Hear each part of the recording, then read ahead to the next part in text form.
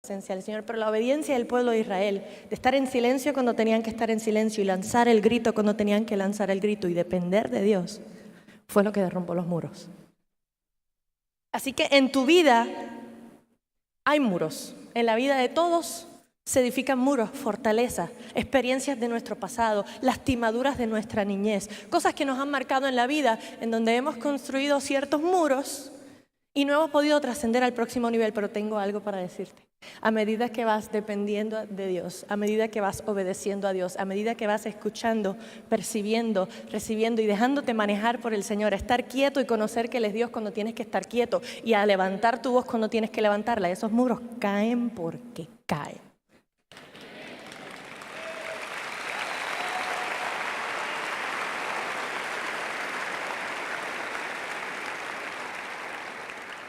Ahora adelantemos un poco la historia y hablemos del silencio de Dios. Ya vimos el silencio del pueblo y lo que hace el silencio del pueblo cuando es dirigido por Dios. Cuando rompemos el silencio podemos derrumbar muros. ¿Por qué? Porque obedecemos y dependemos de Dios.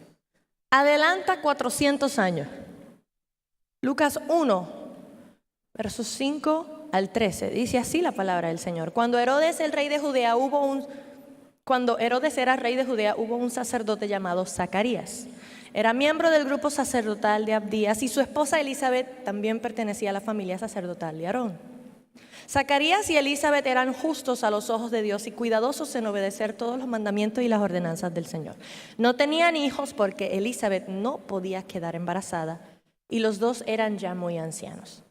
Cierto día Zacarías se encontraba sirviendo a Dios en el templo porque su grupo de sacerdotes estaba de turno esa semana. Como era de costumbre entre los sacerdotes, le tocó por sorteo entrar en el santuario del Señor y quemar incienso. Mientras el incienso se quemaba, una gran multitud estaba afuera orando. Y mientras Zacarías estaba en el santuario, se le apareció un ángel del Señor de pie a la derecha del altar de incienso. Cuando Zacarías lo vio, se alarmó y se llenó de temor, pero el ángel le dijo: no tengas miedo, Zacarías. Dios ha oído tu oración. Tu esposa Elizabeth te dará un hijo y lo llamarás Juan. Ahora quiero que ustedes vean el escenario completo. Después de Salomón, todos sabemos que el rey Salomón fue el rey más rico y pudiente y más sabio que jamás haya existido. Pero al final de su reinado, porque le gustaban mucho las mujeres, se dejó envolver por sus varias esposas de diferentes reinos, entre ellas algunas que adoraban a dioses paganos, y se dejó envolver por complacer a sus esposas y hizo marca indeleble de mezclar la oscuridad con la luz. Y dice la palabra del Señor que la presencia de Dios se levantó del templo y los abandonó. Pasaron 400 años del silencio de Dios. Volvamos al principio de esta charla. Ese silencio que ustedes escucharon. Imaginen que no hubiese sido yo haciendo ese silencio. Imaginen que hubiese sido Dios. Y que no hayan pasado 5, 7 o 3 segundos, sino 1 año, 10 años, 20 años, 80 años, 100 años, 200 años, hasta llegar a 400 años. Imaginen no solo lo incómodo de no escuchar la voz de Dios, sino la tortura de pensar: ¿algún día la sentiré otra vez? ¿Algún día llegaré a tocar esa presencia de Dios que me vivifica? ¿Algún día podré llegar a verlo en la eternidad? ¿O es que mi pecado es tan y tan grande que Dios no se va a acercar a mí más nunca? Incluso en 400 años, una generación es aproximadamente 50 años. Pasaron casi 10 generaciones de gente que clamaban, de sacerdotes que clamaban todos los días. Cuando la Biblia habla acerca de que los sacerdotes estaban en el templo haciendo oraciones, la oración era la misma todos los días. A esa hora se oraba: Señor, escucha mi ruego, escucha mi oración. Te pido perdón, lo lamento, quitaste de nosotros tu presencia, pero te anhelamos, te deseamos. Y ¿sabe una cosa? Nosotros llevamos varias generaciones, nuestros padres, nuestros abuelos, nuestros bisabuelos y tatarabuelos llevan haciendo la misma oración por nuestra generación. Y Dios está comenzando a romper el silencio. Dios está comenzando a levantarnos a nosotros, los chicos, los jóvenes, los Timoteos, para levantar nuestra voz y decir: todavía la iglesia está viva, todavía la iglesia está despierta, todavía la iglesia tiene poder.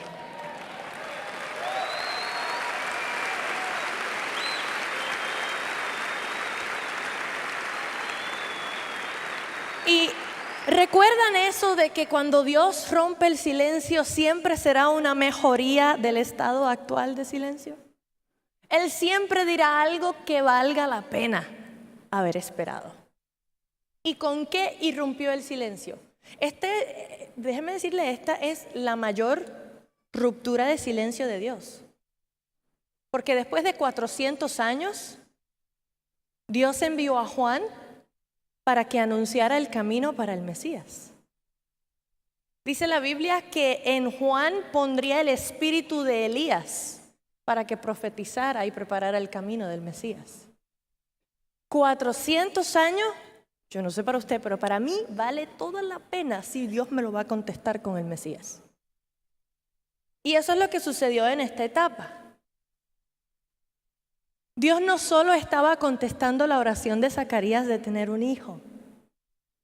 Dios estaba contestando la oración del pueblo unido y estaba enviando no solo al hijo de Zacarías, estaba enviando también al Hijo de Dios. Y hay algunos de ustedes que me están mirando como, está profundo eso. Pero la realidad del asunto es, ¿cuánto tiempo llevas esperando que Dios rompa el silencio en tu vida? ¿Cuánto tiempo llevas anhelando poder tener esa cercanía con Dios que ves en otras personas? ¿Cuánto tiempo llevas clamando y llorando y arrastrándote de rodillas en tu habitación por un mover de Dios en las 4 paredes de tu casa, en tus padres, en tu esposo, esposa, en tus hermanos, en tus amigos? Quiero contarles una historia. Cuando Carlos y yo comenzamos en esto de vivir por fe y de obedecer y depender de Dios, no fue una etapa fácil. Nosotros nos conocimos en Puerto Rico, donde yo me crié, y allí nos casamos y llevábamos ya como casi 3 años de matrimonio, y de repente el Señor empieza a hablar eso de, viene mudanza. Y nosotros, ay, qué bonito, Señor. Sí, nosotros sabemos que eventualmente pues, tú nos vas a mudar a nuevos niveles de gloria. Amén. Pero nosotros no nos queríamos mudar de Puerto Rico porque, en fin, ahí estaba nuestra familia, estaban nuestros amigos, todo lo que conocíamos estaba allí. Y de buenas a primeras, un día el Señor nos dijo, viene mudanza, y es ya. Múdense de Puerto Rico. Y nosotros dijimos, Señor, ¿a dónde? No conocemos a nadie. Dijo, múdense de Puerto Rico. Yo les dejaré saber a dónde. Y nosotros, como es natural para un ser humano que no está acostumbrado a depender de Dios, está acostumbrado a depender de su propio esfuerzo, nosotros comenzamos a dudar. ¿Sería el Señor que nos habló? ¿Sería el Señor que nos habló tanto a nuestro corazón como a través de como 5 profetas? Porque es absurdo, el cerebro humano, yo no sé, su manera de manejar la revelación divina es un poco rara, porque nuestra carne quiere interponerse para hacer un disturbio al propósito de Dios, pero nuestro espíritu sí sabe, porque está conectado al Padre. Y nosotros comenzamos a decir, ¿sí será que Dios nos habló? Yo creo que es algo a largo plazo. No nos tenemos que mudar ahora. ¿Y qué pasó? Nos tardamos 1 año completito en purita desobediencia. Y el Señor Nos seguía hablando de mudanza y nosotros, no, pero eso es más adelante. Cuando nosotros estemos más establecidos, pero nosotros no tenemos dinero ni para montarnos en un avión. Y teníamos unos dineritos ahorrados porque queríamos comprar nuestra casa eventualmente y estábamos planificando. ¿Y qué hizo Dios? Les voy a explicar lo que sucede cuando Dios te da una orden y tú no la obedeces. Especialmente después que has dicho lo que nosotros todos decimos en las conferencias y lo decimos livianamente y no sabemos lo que estamos diciendo. Señor, haz conmigo lo que quieras. Porque cuando estás en ese momento donde la presencia del Señor se está manifestando, decir, Señor, soy tuyo, venme aquí, envíame a mí. Pero cuando bajan las revoluciones y te encuentras en la comodidad de tu casa y te encuentras en el lugar en donde siempre has estado toda tu vida y no te has movido de ahí, y el Señor te dice, levántate y vete a donde yo te voy a enseñar, es muy fácil decir, no, Señor, yo mejor me quedo aquí, yo sigo yendo a la iglesia todos los domingos, ya. Tardamos un año, pero cuando Dios te habla acerca de movilizarte hacia algo, Dios va a tomar todos los recursos que Él ha enviado del cielo y toda la bendición que te toca para esa temporada al lugar donde se supone que tú estés. Y eso fue lo que ocurrió con nosotros. Dios agarró nuestra bendición, la empaquetó muy bonita, le puso un lacito y se la llevó. Se cerró la puerta de nuestra bendición. No me llamaba nadie para ir a ministrar. No me llamaba nadie para ir a trabajar. Yo siempre, desde que me conozco, he sido músico profesional en mi vida adulta. Y si no andaba yo cantando en alguna actividad, andaba haciéndole coros a alguien o haciéndole un arreglo a alguien o trabajando en el estudio para alguien. Siempre había dinero que entraba y nosotros nos podíamos sostener. Nadie me llamaba. Fue como que le dijeron a todo el mundo, uy no, Cristín de Clario no. Y pasamos un año entero seco. Dios cerró la llave de nuestra bendición porque la mudó para el lugar donde se supone que estuviéramos. Y cuando mi esposo, en su sabiduría que Dios le ha dado, se dio cuenta, espera, Dios, ¿cuándo fue que Dios nos habló? Ya es casi un año. Sí, yo creo que Dios mudó nuestra bendición. Y lo que nos quedaba en habíamos vivido ese año entero de nuestros ahorros, nos los comimos completos, lo que quedaba era suficiente para montarnos en un avión, pagar 2 pasajes de una vía y poder enviar 3 cajas de nuestros documentos más importantes, 2 maletas llenas de ropa cada uno, y nos dimos cuenta que teníamos que salir y teníamos que salir rápido porque estábamos viviendo en una maldición por haber desobedecido. Y regalamos todo, nuestro carro, nuestros muebles, nuestros enseres, la mitad de mi ropa, mis zapatos, lo que no me cabía en la maleta. Lo regalamos todo porque entendimos que había que obedecer a Dios. Y decidimos creer. Nos mudamos a la ciudad de Orlando, Florida, porque era donde único tenía un pariente. Mi abuela vivía allí. Y nos encerramos en un cuartito de huéspedes y pasamos 1 año y medio allí. Y ahí comenzó el silencio de Dios. Yo sabía que yo estaba en obediencia, que yo me había mudado. Ya yo estaba segura que Dios dijo, levántate y vete de Puerto Rico. Decide para dónde y múdate. Yo sabía que Dios me había hablado. Yo sabía que yo estaba en la voluntad de Dios, pero no podía escuchar su voz. No podía sentir su presencia. No recibía una palabra, abría la Biblia y era como leer en chino. Yo decía, Señor, ¿cómo es posible que me tienes en un ministerio que está comenzando a ser internacional? Estoy saliendo a predicarle a la gente y a decirle de tus grandezas y de tu presencia. Levanto mis manos y comienzo a adorar. La gente se compunge en tu presencia y ellos disfrutan tu presencia y yo no. ¿Qué es lo que está pasando? Y así estuve 1 año y medio.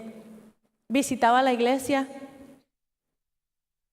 y las iglesias que conocían de quién éramos y que habíamos trabajado en ministerio en Puerto Rico o sabían de mi música, pasaban una de 2 cosas. O era una iglesia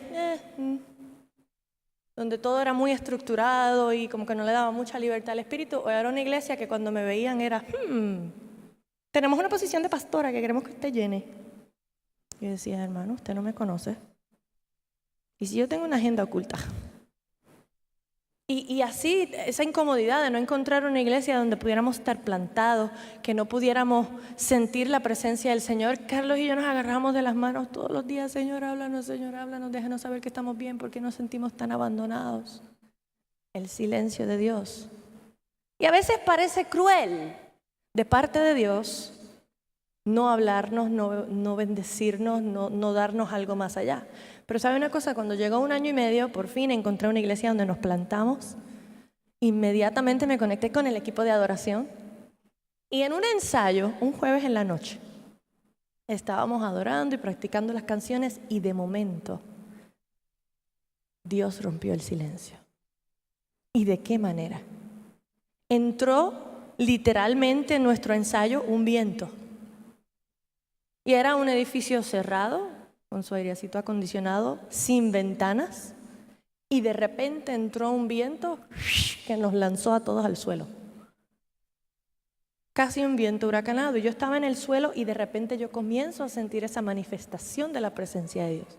Y comienzo a sentir que todo mi cuerpo se está estremeciendo, y comienzo a llorar y a reír, y fue como una explosión dentro de mi espíritu, de regocijo con... Señor, ¿por qué has esperado tanto tiempo? Es una mezcla de sentimientos y pude escuchar la voz de Dios. Audiblemente, como un estruendo y a la misma vez como el susurro más suave y dulce que se puedan imaginar. ¿Y saben qué me dijo el Señor? Yo me escondí de ti este 1 año y medio y lo hice a propósito. Me quedé callado, observándote, mirándote, viendo cuán grande era tu pasión y tu hambre por mí, viendo si estabas lista para lo que viene. Y Él hablaba eso a mi espíritu y yo sentía que más me estresaba.